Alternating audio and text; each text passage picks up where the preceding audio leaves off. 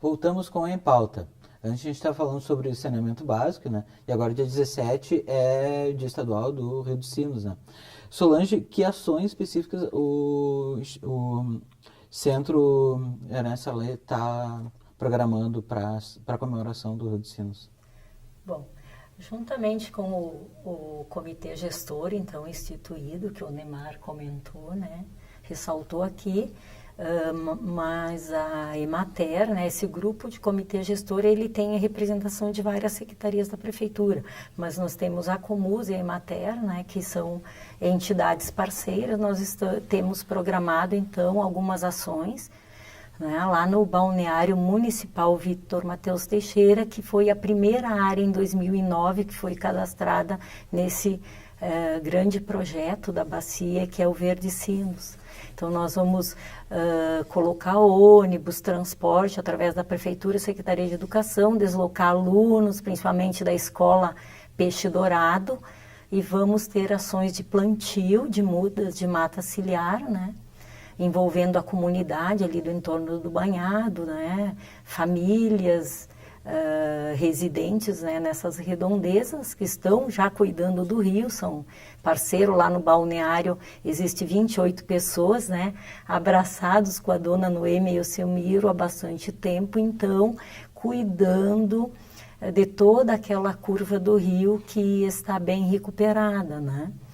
E depois do dia 17, isso vai ocorrer de manhã, vão ocorrer outras ações e principalmente dia 20 no centro, na frente do shopping, então, envolvendo a Secretaria de Educação, a Comusa, a SEMAN, distribuindo mudas, sacolas para o pessoal, os motoristas, colocar o seu lixo no lugar adequado, né, entre outros projetos aí que principalmente a Comusa vem realizando, né, de cisterna da água da chuva, chamando atenção para as famílias, motoristas, todos que passarem naquele local para fazer a sua parte, assumir a sua responsabilidade, né, relacionada com toda a água que a pessoa necessita, a família, a população necessita no dia a dia, na sua casa ou nos lugares que circula.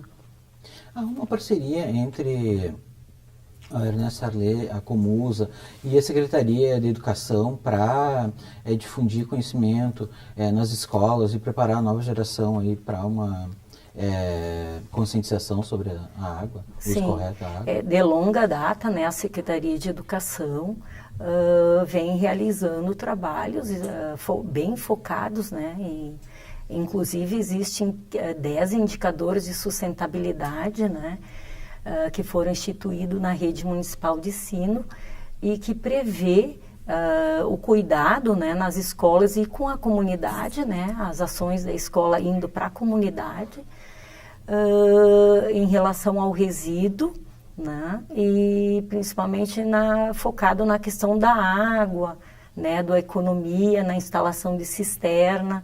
Então, agora, para esse ano, 14 escolas estarão ganhando verba do governo federal, né, do MEC, de escolas, é um programa que tem de escola sustentável, para ir se adequando, né, com instalação de cisterna, troca de torneiras, colocando torneiras ecológicas, econômicas, os vasos no banheiro, né, a caixa d'água. Hoje tem todo esse material com redução de gasto de água, né? Então, as escolas estão se adequando, né, dentro desse programa que vem de 8 a 14 mil, conforme o número de alunos das escolas, né? Entre outros programas, né, que muitas escolas enviam um projeto para o Fundo Municipal do Meio Ambiente, buscando recurso para se adequar, para economizar a água, o arroio, o rio, enfim, toda essa rede hídrica de Novo Hamburgo.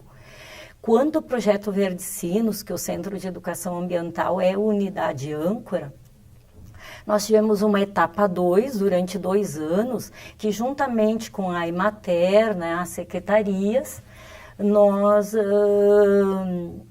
conseguimos catalogar, fazer um termo de adesão, de preservação e replantio em áreas de nascentes, né, e arroios de 50 hectares, foi o resultado de 2 anos. E plantio de 3.800 mudas nessas áreas. São 17 áreas, a maioria na área rural, né, algumas também em torno das nascentes do Arroio Pampa, de outros arroios, mas principalmente focando os 11 arroios da área rural que ainda estão bem preservados, né, mas tem lugares já descampados, então existe agora um desdobramento, que é a etapa 2, que vem agora para 2014 e 2015, que nós já estamos realizando, né, esse grupo gestor todo está trabalhando nisso, e essa etapa continua abrindo para as adesões de quem preserva vertentes de arroios, né? E também quem já estava engajado na etapa 1, essas 17 áreas. E também o foco da etapa 2 está no olhar e no conhecimento, na pesquisa e na preservação de 4 grandes áreas úmidas em Novo Hamburgo, que é o Vala-Rai, onde o C está inserido, né? Que é próximo às Foz dos Arroios da Lomba, o balneário municipal, com o banhado, né, em torno, que é uma região de APA, o Parcão e o Arco de Morros na Vila Dio, ali no Travessão de Dois Irmãos, que abriga em torno de 18 nascentes do Arroio Pampa, né? Então, estamos planejando para começar agora dia 18 e algumas turmas no dia 17 de abril. Uma capacitação com muita saída de campo, né? E trabalho em cima de mapas, mapeamento com alunos de 8º e 9º anos das escolas municipais e estaduais e também agricultores e agentes da saúde e da família. E nós, o grupo gestor, técnicos de todas as secretarias em matéria e Comusa. Então, nós vamos formar um bloco de 236 multiplicadores de preservação dessas 4 grandes áreas úmidas, né?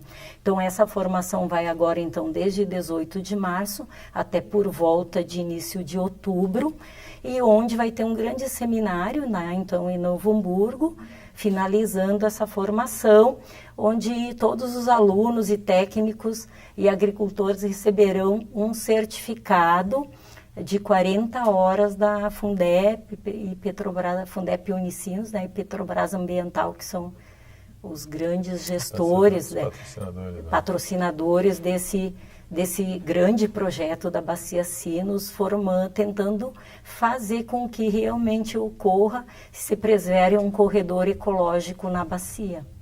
Você comentou que uma das ações era plantar árvores. Tudo. Com o novo Código Florestal de 2012, se abrandou a legislação sobre a mata ciliar. Qual a importância da mata ciliar para os rios? A mata ciliar ela é essencial, né, para os rios, né, porque toda a estrutura do rio ela é condicionada pela presença também da mata ciliar. Ela serve como um ataque de poluição de águas, né, de erosão, né. Ela funciona também como um filtro natural, né, faz a água infiltrar no solo e garante que ela fique lá para abastecer o rio. Ela também dá suporte à biodiversidade do rio, né, porque ela ameniza a temperatura da água, faz quanto a água mais fresca, mais oxigênio ela consegue reter, né. E ela também é um grande corredor para a fauna, né, de uma grande unidade natural para uma outra. Muitas vezes, através desses caminhos próximos aos rios, tu consegue, os animais, as plantas, mesmo as plantas conseguem se deslocar, né, a semente de uma vai avançando, né, então ele é essencial, assim, para a própria saúde do rio, né. A gente tem estudos, né, que um rio que tem pelo menos 10 metros de mata ciliar, a água que chega pelo lençol freático reduz em mais de 90% os eventuais contaminantes que tem, seja eles da agricultura, seja eles de poluição orgânica da cidade, só pela presença dessa vegetação, né. E também ele define o rio, né? Ele vai ajudando a manter o rio dentro do seu curso, né? Um rio sem mata ciliar, ele tende a desbarrancar, ele começa a assorear, e aí ele passa a ser um rio que não dá mais para navegar, é um rio que vai ter problemas para os peixes se deslocar, e toda essa vida, né? Então ele é um elemento essencial, né? E por isso que eles são consideradas áreas de preservação permanente, né? O que o Código Florestal fez foi, em algumas áreas agrícolas, permitir manter algumas atividades que estavam historicamente nessas áreas, né? Mas ao mesmo tempo cobrou dos agricultores uma certa recuperação ambiental, né? Então foi um acordo que foi feito entre os movimentos ecológicos, o setor agrícola, assim, né? Para ter um código mais adaptado ao que de fato acontece no campo, né? Especialmente, né, nas áreas de pequena propriedade, né? Onde esse impacto assim foi mais pensado nisso aí, né? Mas a mata ciliar é um elemento. Um rio sem mata ciliar, ele perde parte da sua característica. Ele começa a virar um canal, um valo, uma coisa morta, né? Então, assim como também os banhados, né? Em alguns trechos o rio não tem mata ciliar, mas tem vegetação ciliar de banhados, né? É nos banhados que os peixes vão se reproduzir, onde tem os pássaros, os animais que vivem junto ao rio vão se proteger, vão se reproduzir. Então, a vida do rio depende muito dessa vegetação que tem ao longo dele, né, para se perpetuar. Antes a gente estava falando sobre os esgotos, né? Entre os efluentes, o doméstico, o industrial, o do agronegócio, qual é o mais difícil tratar? Existe alguma o mais difícil. O resíduo orgânico é uma coisa. O esgoto, o doméstico é bem fácil de tratar. Tu tem que dar tempo para os micro-organismos lá fazerem a depuração, né? Então tu tem que criar um espaço onde isso aconteça, né? Os resíduos da agricultura são semelhantes, até os da indústria também. Os que são um pouco mais complexos de tratar são, às vezes, algumas cargas de poluentes industriais, né? Mas hoje em dia, com o reuso da água, com a reciclagem, por exemplo, o cromo, que era um produto que antigamente era largado em grande quantidade no rio, hoje as indústrias não misturam as águas dos equipamentos, né? Separa em tanques e pode fazer a reutilização, até porque aquele é um produto caro, né? E aí ele deixa de ir para o rio, né? Então, na verdade, não é muito complexo nada, só que tu tem que ter algum tipo de investimento e muitas vezes tem que adaptar o layout, né? Esse que é o problema maior, né? A cidade foi desenvolvida sem pensar a rede de esgoto, né? Então, hoje tu tem que abrir rua, tu tem que quebrar asfalto, tu tem que furar a frente da casa das pessoas, né?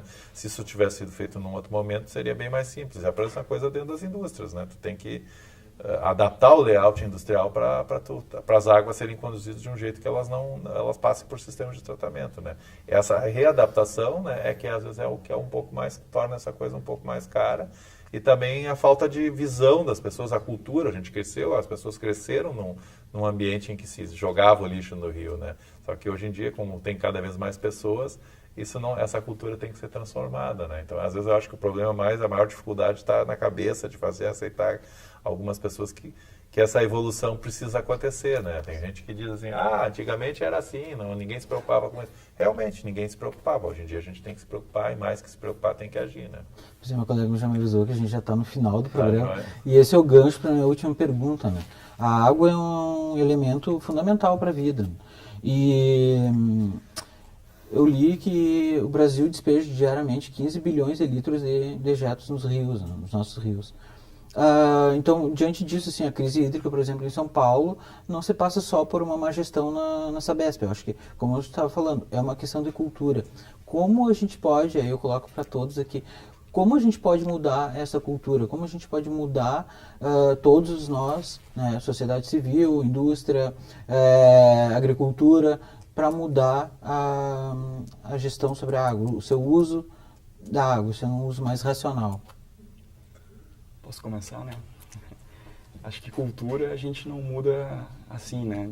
Em tão pouco tempo, assim. É um trabalho de longo prazo, é um trabalho de sensibilização, principalmente com os adultos, que a gente sabe que o comportamento não consegue se mudar assim, né? Mas sensibilizando a criança, trabalhando principalmente com a criança, as questões já de preservação desde cedo, né? De entender o cuidado desse recurso que é finito, né? Então, a gente consegue a longo prazo modificar alguns hábitos e aí sim criar algumas culturas. O adulto a gente espera, né, que se sensibilize pela falta hoje, né, porque a gente sabe que dificilmente vai se modificar. Mas eu acredito que tá sendo um bom exemplo, apesar de todo o problema, né? Está sendo um bom exemplo para que poder público, para que sociedade, em todas as instâncias e esferas, comecem a se repensar, né? Nós, como consumidores, diminuindo o nosso consumo, pensando que necessidades reais nós temos, né, em consumir desde produtos, desde a alimentação, gerando resíduos e que de fato daqui a pouco vão parar na rede de esgoto ou, né, ou sendo jogados em locais indevidos, até com a questão do consumo da água mesmo, de fato, né, reduzindo, como já se faz na Europa, né, com um consumo pela metade aí do que a gente já vem fazendo aqui no Brasil, de uma forma bem mais complexa, assim, né? Bem mais incisiva, assim, reduzindo banhos. As pessoas não conseguem reduzir 1 minuto de banho, né? Talvez agora, com a falta, consiga-se fazer isso de uma forma pela punição. Carreiras artísticas no banho. Muitas, né? Muitos cantores. Mas né? para o bem geral, né? Com certeza, com certeza. E Arno, tem alguma coisa, Solange, tem alguma coisa a acrescentar Acho que sobre? tem os professores falarem, né?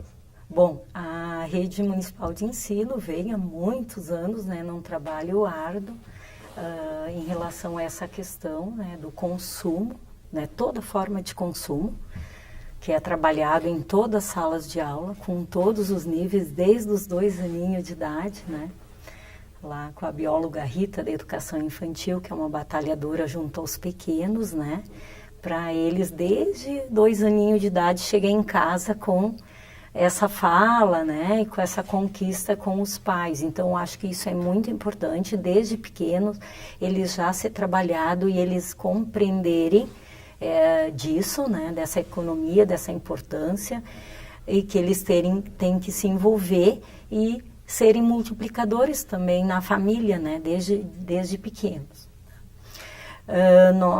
Nós, quanto centro ambiental, né, então nós também atendemos em torno de 7, 8 mil alunos da rede municipal de ensino, professores, né, temos cursos sempre com essa temática do arroio, lava-larra e do rio como um todo e da água na casa das famílias.